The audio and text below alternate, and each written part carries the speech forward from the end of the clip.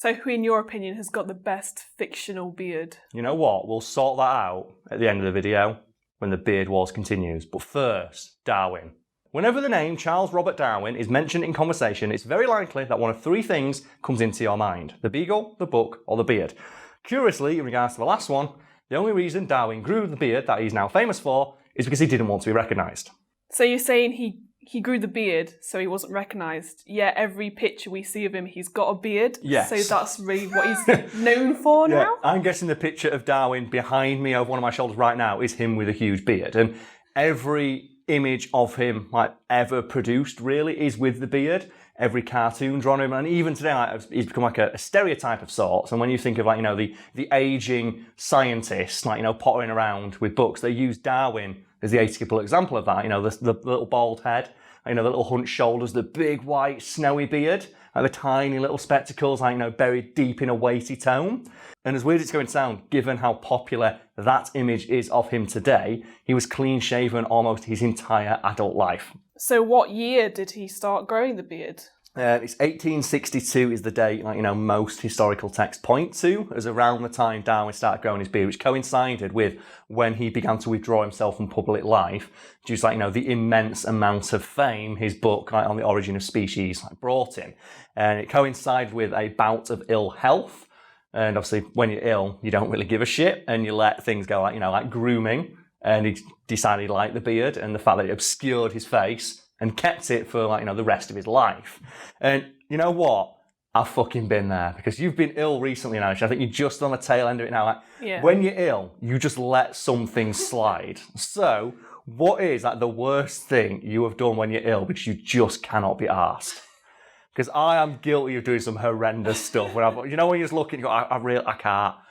I just can't handle it today. When I'm really ill, even though I know I really need to, I just can't be asked to get dressed, shower, anything like that. The everyday stuff. I'd rather just sit in my dressing gown, sipping tea. But the thing is, I always feel so much worse because of it, and I have to force myself to go, because I've been there. Not being ill recently, but being hungover. I think I was horrendously hungover the other day. And I had that moment when I got my phone and I opened it up, but the battery had died. And you just get the black screen, the black mirror. Yeah. That you just look into, and I just see my face like that, and I just see my eyes are all pallow and sunken in, and my hair's all over the joint, and I've got that little bit of stubble because I didn't shave all right the day before going out. I went, you need to sort your fucking life out, mate. So now my what I always say when people ask me what I'm doing when I'm hungover is I'm sorting my fucking life out. So I saw my dad that day. Yeah. And he said, so what are you doing later, son? And I'm going to go home, have a shower and a shave and sort my fucking life out. He went, all right, son, have fun. It's man, there's just something about the idea of the depression beard with men. Yeah. Because I can't grow a full beard, but I'm aware of the depression beard. It's when you just can't be arsed for 5, or you're ill, and you just have just that unkempt, straggly look about you, and you think, oh man. Do you ever have depression stubble then? No, I don't get that. What I do is I get the depression hair. Joe and I was really I can't be asked for the day, and you'll see it's good mank and lifeless. Yeah. So I've not done anything with it, and it just and it's perfectly flat to my head, and I'm oh god damn it. I have a lot of issues if I don't wash my hair every day or every other day, it gets so oily and I just feel so gross. I feel guilty if I don't shower. The worst one for me is, I've got my fat clothes that I like wearing. I've kept a pair of jeans and a shirt, and they're just so baggy, and I feel like I'm a goth again. I feel like, oh man, I can hear in my head just the shouts of Grebo when I was at school where I was like, oh no, it's happening again. Sometimes you want to kick it old school, don't you? It's man, I just want to wear an old band t-shirt and a check shirt, man. Just going to live that life. I notice because I spend a lot of time at home editing. Yeah, I just think, what is the point in putting your best clothes on? So I just put joggers on, I can't do it. T-shirt, and I feel so slobby. I get dressed every day to sit down at my own desk in my own house doing work. Because I realise if I got into that habit and someone walks in and sees how I live, they're going to call the police because they're going to think something's gone wrong. So I said it the other day when I was recording a podcast. Listen to our podcast, by the way. With Lucas, it's 3:00 in the afternoon and we were drinking. I have to get dressed up to do this because if I was sat here in joggers and a baggy t-shirt drinking at 3 in the afternoon, talking to my computer, people would call my mum. They would, wouldn't they? 'Cause it's not like, you'd think my life has fallen apart. It's like that moment, like the most relatable moment in any TV show on Rugrats, where like Stu's up at 3 in the morning, just like making pudding. And it's like, oh, Stu, why are you up at 3 in the morning making pudding? Because I've lost control of my life. It's like, oh, it's so real. No, Stu.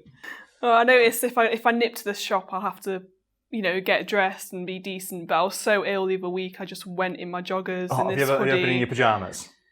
I think that's the closest. Have you ever been to Asda in your pyjamas though? No. I have when I've ordered like takeaways, and I've got like these big, huge, fluffy bare feet slippers.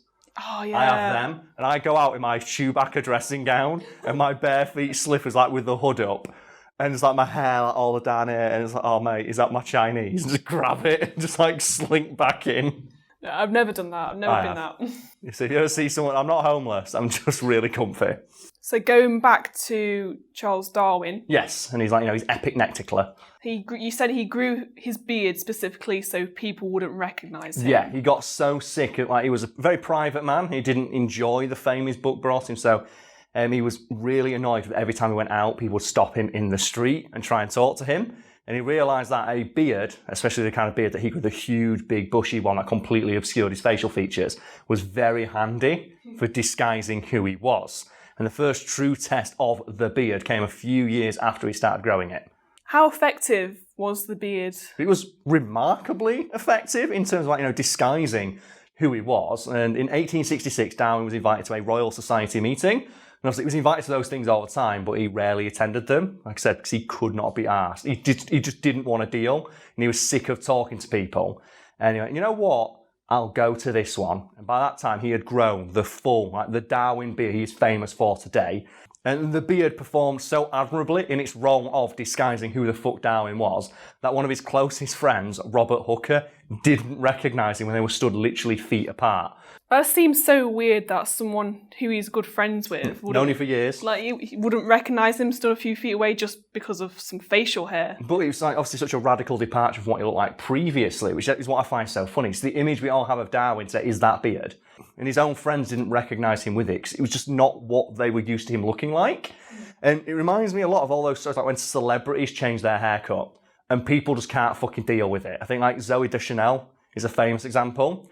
Where I think she went out once with an updo on the red carpet and people didn't know who the fuck she was because she didn't have her famous bangs. And I was like, who the fuck is this woman? So that's Zooey Deschanel. Yeah. Or when Hayley Williams dyed her hair and she went to blonde and everyone's like, who's this? Yeah. Because it wasn't the iconic bright orange flamey red thing she used to have for years. It's amazing how much hair does affect your appearance. It does, yeah. And I love and I'm fascinated by the idea people can change their appearance so much with nothing more than a haircut. Well, take me for example. Right now, my hair is literally straight back in a bun, whereas a couple of years ago I had a full block fringe. I had it dyed brown, red, and just always had a fringe. I would never wear it back like this, but you kind of get used to it after. And then you've got me who had the same haircut for 10 years. You could probably put in a picture of me from 5 years ago when I look exactly fucking same, except for the tattoo.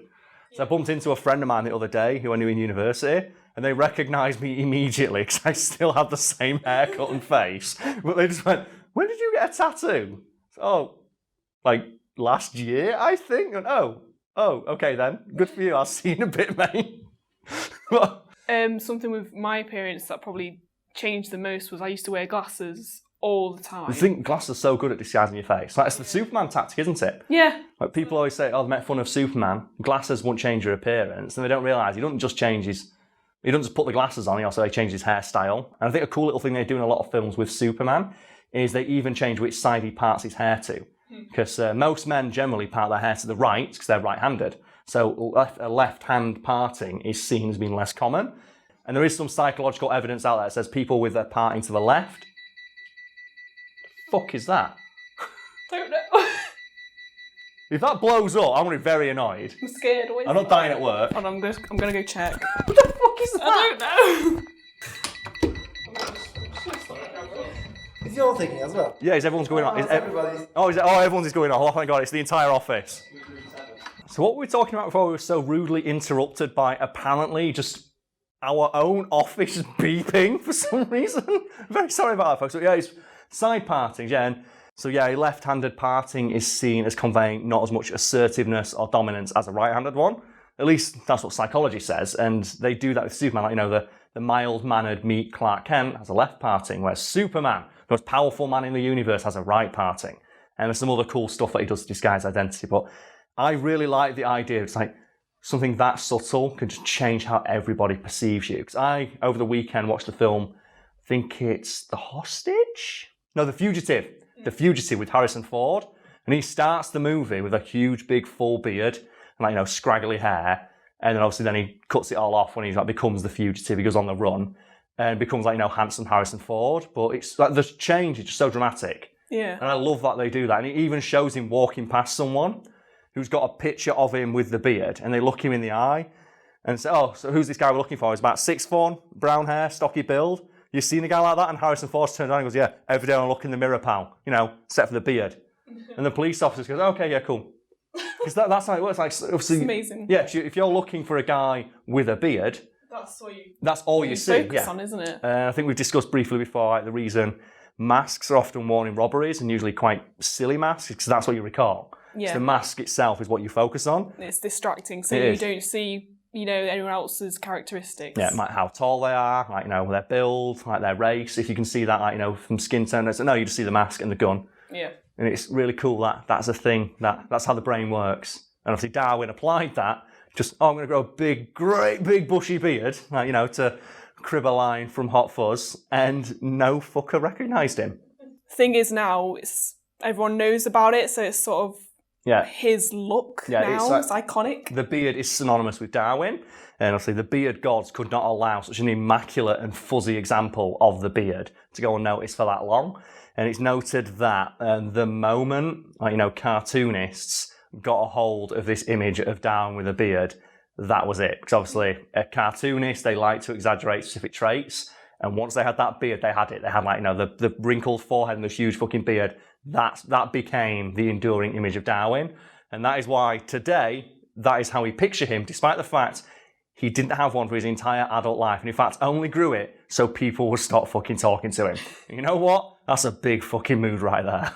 It's like, I'm going to grow the biggest, most bodacious, badass beard so people stop fucking talking to me. Oh, Darwin. I can understand that mood though sometimes. Yeah. You just want to be left alone. Yeah, I'm going to radically change my own appearance so people leave me the fuck alone. So I imagine it gets annoying when you're out drinking and we just go to a bar and you'll get recognised by at least one person. Well, it happened the other day, didn't it? And then they didn't recognise you and you were super annoyed. So is Brad with you tonight? No, but Nisha is, and the guy was not interested at all. It's like, you fucking prick. He's obviously one of those people that clicks off as soon as he hears a female voice. It's worse for me because I've now got this tattoo which is very easily recognisable. Yeah. It's like, oh no, has he got Samus on his arm just chilling? Oh no, that's definitely Karl. Okay, so as we mentioned at the beginning, we are now going to conclude the Beard Wars, which for anyone who doesn't know was something myself and Brad came up with when discussing a Marvel movie. And we noticed that a lot of Marvel characters have beards, and we thought, who would win the Marvel Beard Wars? And the Beard Wars cannot be contained to a single franchise or cinematic universe. So we're opening it up now to everybody in fiction. And we're going to do this Battle Royale style, where I suggest somebody, and then you suggest somebody, and we eventually come up with a winner. And the first thing I want to do is discount everyone in the MCU, because we've already talked about that, and everyone with magic powers. In addition to it not being fair in a straight-up fight, I don't think it's impressive that, say, Dumbledore has a huge flowing beard in a universe where they can magic everything into perfection. That's a universe where they don't even have fucking dentists. If they don't have dentists, they don't have barbers. And if they don't have barbers, they can use magic to make their hair look however the fuck they want. And in fact, there is a character who can do that at will. So we'll discount all the magical characters. And with that in mind, what mortal fictional character are you going to throw into the ring first to start the Beard Battle Royale? I'll probably throw in Khal Drogo from Game of Thrones. Oh, so that's a strong choice. So you've got the sword fighting abilities of Khal Drogo. And the thing is he entering the ring on his horse? Because of course he fucking is. Of course, He's got to come in. You need a strong entrance. Yeah, with the Dothraki horde behind him doing the whoop, and he's going to jump off the horse into the ring. So that's a swordsman with a beard. And I think if we're going to have a swordsman with a beard, who can it be but Obi-Wan fucking Kenobi? Like, General Kenobi himself has got to come in, but it's got to be Ewan McGregor Kenobi, because obviously you got to have him in the prime fighting. Because you don't want old man Kenobi who barely puts up a fight against Vader and just collapses into dust. You want young General Kenobi who's doing his like crazy backflips and his lizard combos on General Grievous. And I think Kenobi's gonna win that one, because how the fuck do you beat Laser Sword? So what bearded badass do you send in to take on Obi-Wan fucking Kenobi? Could I technically throw in Hagrid's? You could, because Hagrid can't do magic. And I think it's very clear from his appearance that he doesn't, and if he could, he doesn't use it to maintain it. Because like he's like constantly described as being like, scruffy and bedraggled. Yeah. And I think if Hagrid went in, and obviously he's got all the magical creatures of the forest to help him out. Like Obi-Wan Kenobi, skilled warrior, laser sword. Do you know what I don't think he can stop though? If Hagrid threw a fucking rock at him. Because Hagrid is super fucking strong. So what he'd do is he'd call the assist in, wouldn't he? He'd like be stood there and he'd get into the ring and he'd do it like the Big Show. He steps over the fucking ropes and it rattled the entire arena. And then Grop just throws a big rock in, just crushes Obi-Wan Kenobi. He don't even expect it. Oh man, or he just called him like Aragog or some shit like that. Well, that'd be his entrance as well. Like Joe in the last book, where Harry says the last I saw of Hagrid, he's getting carried away by the spiders. Yeah. That's what they bring him in. Like all the spiders come into the ring and go away, and just Hagrid stood there in like a wrestling singlet, just with fang like that. Oh, that was so fucking cool. If we're going to send someone in to beat Hagrid, we need a big man with a beard. And I could think no bigger than Treebeard, the leader of the Ents, because he's got a beard. He's literally called Treebeard, and like the Ents we know are fucking huge and strong and beefy. Yeah. And I just want to see Hagrid punch a fucking tree. Just Hagrid fighting a tree. Bah, bah, bah. Then Treebeard does that thing that you see at the end of Lord of the Rings, where it just like stomps on the fucking orc. Like, who do you send in to battle Treebeard? The Tree Man. That's a tough one. It is, yeah. I'm gonna send in Kurt Russell.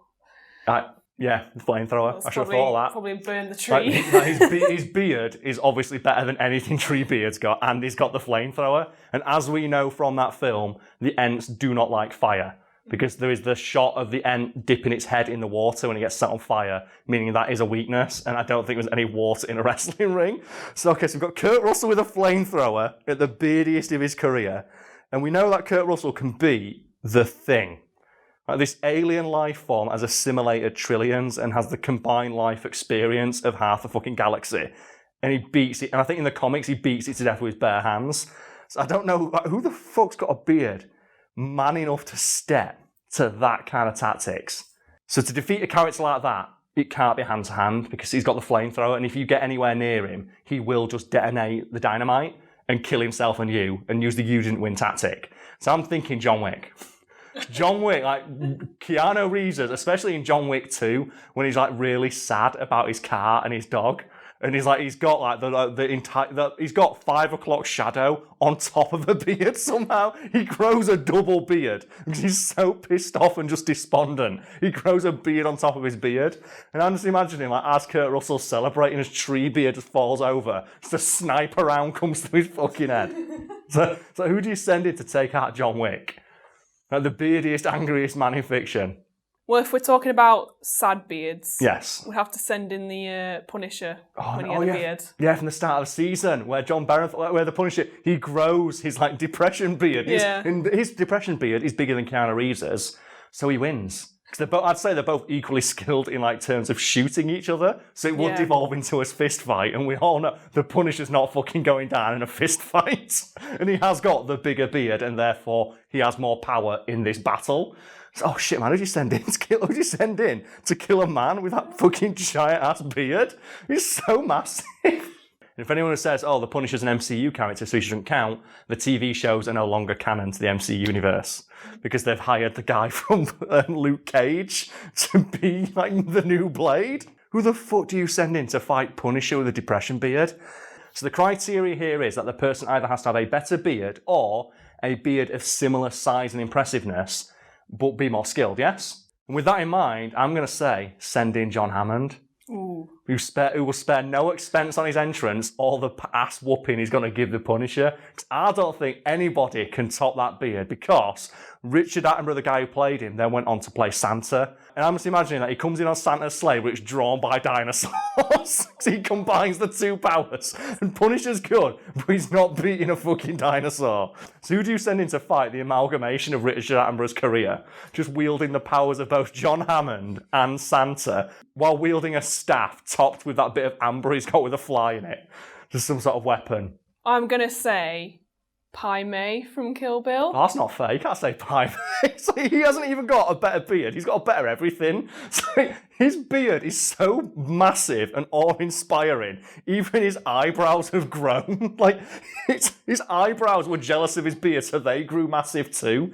And it's so straight and perfect, isn't it? Like, that guy does not have... He ain't got like a set of revels in his, like, his bedside table.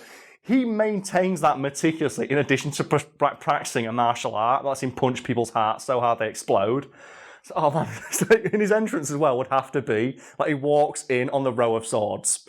Like, people, like, you'd be like, they all put the swords down, he walks in on them like he does in Kill Bill. And he just, each of the dinosaurs, he just punches them all in the heart and they just fall over dead.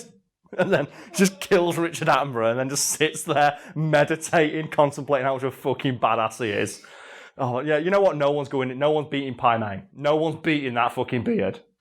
The beard, that's so good, the eyebrows grew to join it. Like, all my other facial hair was so gel in my beard, you had to join it so they could all grow together.